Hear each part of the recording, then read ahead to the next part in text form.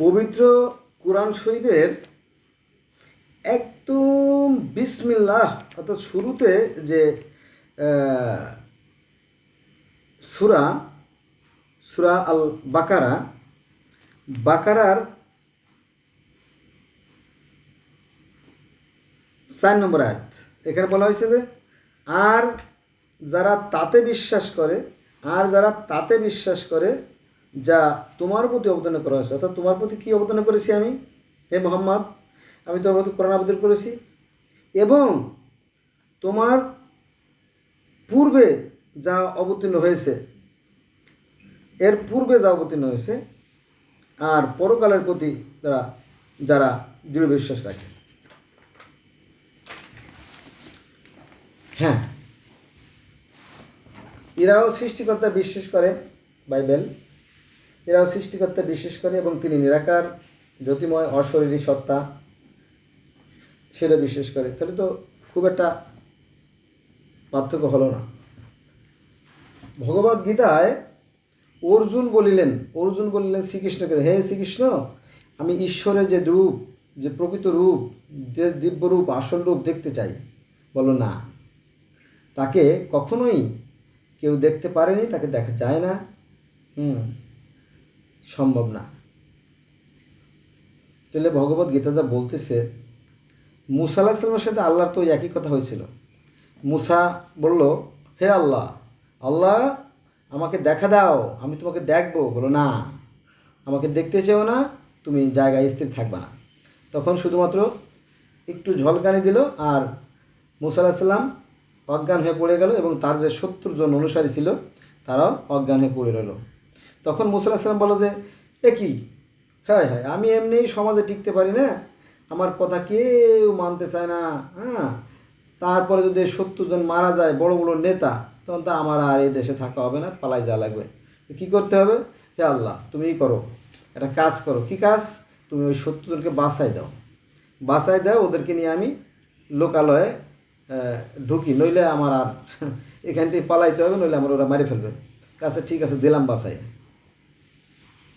তাকে কিন্তু দেখা যায় না, কেউ তাকে দেখতে পারেনি। মুসা স্থির ছিল না, জায়গায় অজ্ঞান হয়ে গেছে।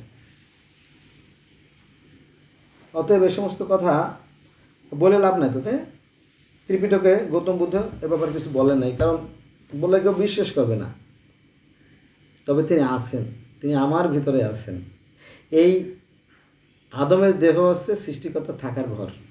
কিভাবে আছেন? ওই যে প্রাণবায়ু, খাঁচাটাও তার তৈরি, অর্থাৎ এই মেজারমেন্টটা তারই তৈরি। আবার এর ভিতরে বায়ু রূপে তিনি ঢুকছেন। তারপরে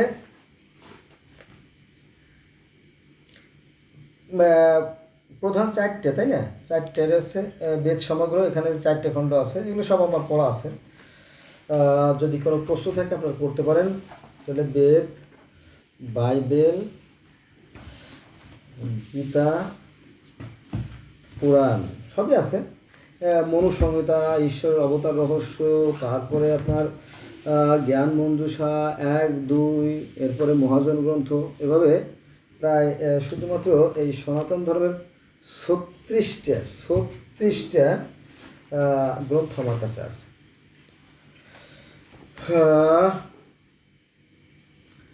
তিনি এক। বেদ বলতেছে যে তিনি এক এবং অদ্বিতীয়, তিনি নিজ থেকেই সব কিছু সৃষ্টি করেছেন। এই একই কথা কোরআনে আছে। তো বেদের কোথায় আছে? বেদের আছে আপনার অথর্ববেদের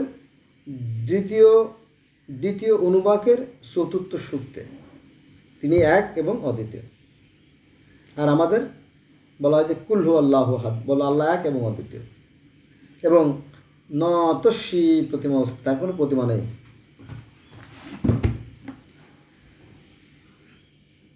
ভগবদ গীতা এবং বেদ একই কথা বলতেছে, ন তস্যি প্রতিমা, তার কোনো প্রতিমা নেই। তবে তার দুটো রূপ আছে। আমাদের আপনারা যদি কোরআন শরীফ পড়েন, কোরআন শরীফে আল্লাহ পাকের দুটো রূপ। আরবিতে লেখা আছে আল জাহের আল বাতেন, অর্থাৎ তিনি প্রকাশ্য আছেন, তিনি গোপনে আছেন, অর্থাৎ তিনি সাকারেও আছেন, নিরাকারে আছেন। এটা কার কথা? কোরআনের কথা। তিনি আদি, তিনি আন্ত, তিনি যুগপৎ, তিনি ব্যক্ত, তিনি অব্যক্ত। ঠিক আছে? কার কথা? কোরআনের কথা। তো এখানেও সে একই কথা বলা আছে, একই কথা বলা আছে যে তিনি ছিলেন এক এবং অদ্বিতীয় হিসেবে। পরে তিনি চিন্তা করলেন, অর্থাৎ সেই প্রভু ঈশ্বর ভগবান নারায়ণ, গোবিন্দ, প্রজাপতি, ঠাকুর, হরি, যাই বলেন, তিনি চিন্তা করলেন যে আমি পশু প্রজা সৃষ্টি করব। তারপরে তিনি হস্ত, পদ, কর্ণ, নাসিকা, গৃহাতে করে ভিতরে আত্মারূপে প্রবেশ করলেন। বুঝা গেছে? আর কোরআনে বলা হয়েছে যে আদমকে সৃষ্টি করার পরে তার ভিতরে তিনি তার রূহ, আমি আমার রূহ ফুঁকে দিলাম। এবং আল্লাহ পাক সূরা বাকারায় আসছে কথাগুলো আছে যে আমি যখন আদমের সুঠাম দেহের ভিতরে আমার আত্মা প্রবেশ করাবো, তখন তোমরা থেকে সেজদা করো। কাছাকাছি কাছাকাছি কাছাকাছি কাছাকাছি কাছাকাছি কাছাকাছি কাছাকাছি কাছাকাছি কথাগুলো আছে, কিন্তু মাঝখানে ধর্ম ব্যবসায়ীরা মানুষের সাথে মানুষের বিভেদ সৃষ্টি করে একেবারে পরিবেশটা নষ্ট করে ফেলেছে। কী করবেন বলেন?